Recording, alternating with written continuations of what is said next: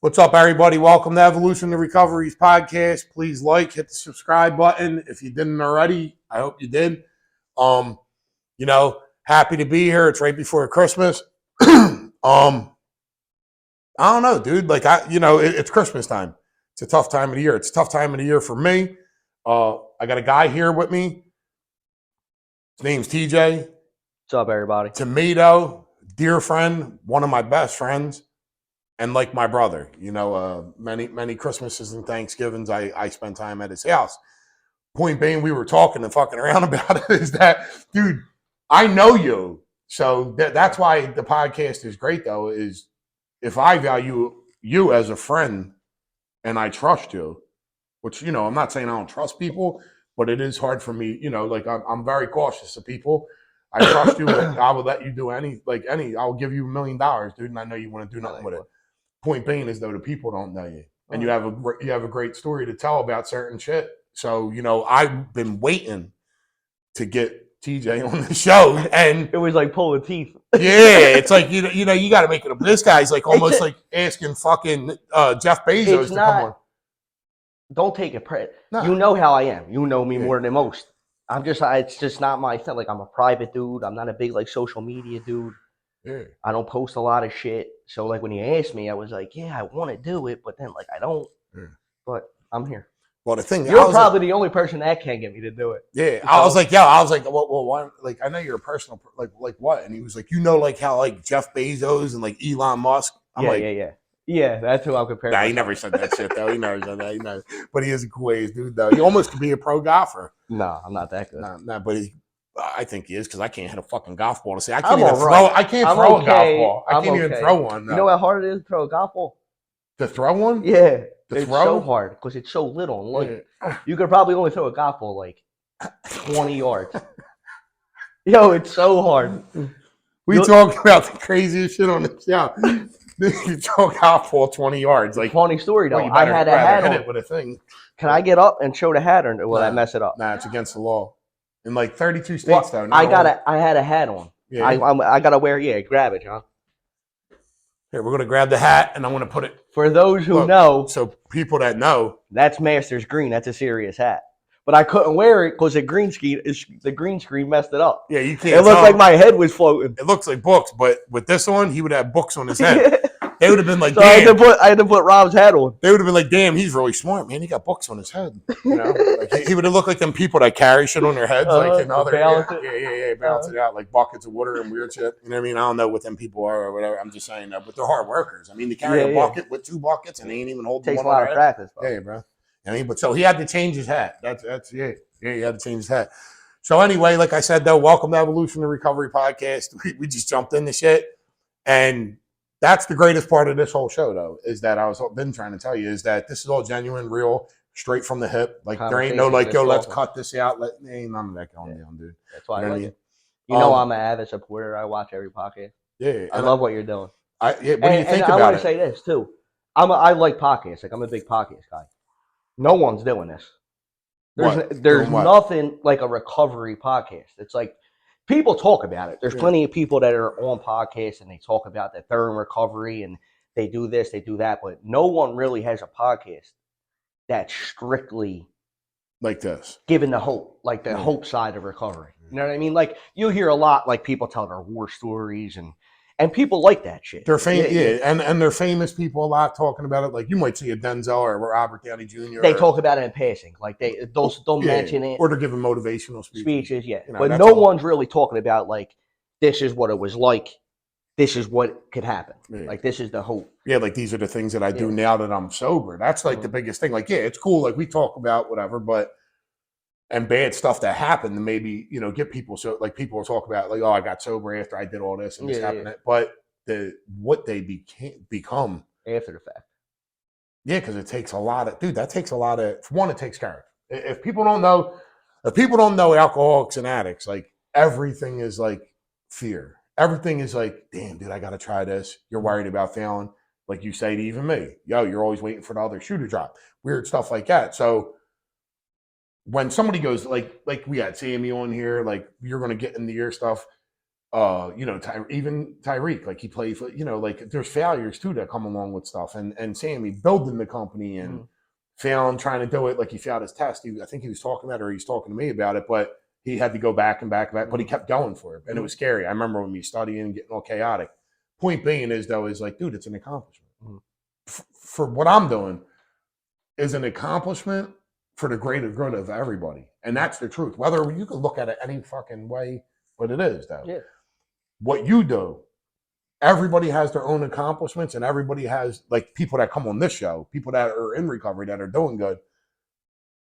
They have accomplishments and things that they're doing are helping people. Yeah. And that's why I always say the pond, like you throw the stone in the pond and it's a ripple effect. Some people, it might help them. I have people come back, you have too, and say, damn, I should have listened to you. Damn, if I only would have did this then, now I'm doing it now though. Like, so you never know. Some people have left and died. So it's like, you got to be careful too. Also, like that fear part, there's healthy fear, there's bad fear. Yeah. Sometimes, you better be worried that you're going to relapse. Fear would always held me back. It always stopped me from getting to where I had to go or doing what I had to do to better myself. Me personally, anything worthwhile in my life came on the other side of fear. Like, I don't care. I'm going to do it anyway. And then when I get to the other side, it makes it so much worse. Everything worthwhile in my life was on the opposite side of fear. Yeah. And still to today, sober, whatever. Anything, if I'm held back from something, it's all fear-based. When I'm being held back and I'm not doing things that I should be doing, or it's all based on fear. And so it's hard. Sometimes it's hard. That's why I like people like you, especially. Like, you're my go-to guy when it comes to stuff like that. I get in my own way. I thank you. Get in my own head. You're my greatest motivation to, like, fuck that.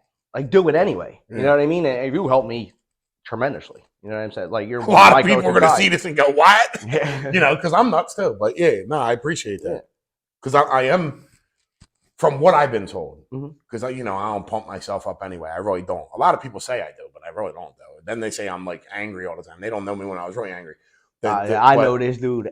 But his people name tell me is though, Angry Rob. Yeah, I have a lot of people tell me, you know a lot of shit. I'm not a fool, dude. I thought I was a fool though. That's why I take pride in even saying that a little bit, because I beat myself up now still, even about certain stuff. But imagine me being on drugs and all. I was crushing myself. Well, I didn't know you were on drugs. No, but I mean, I was burying myself. So how long have I known you? I known you.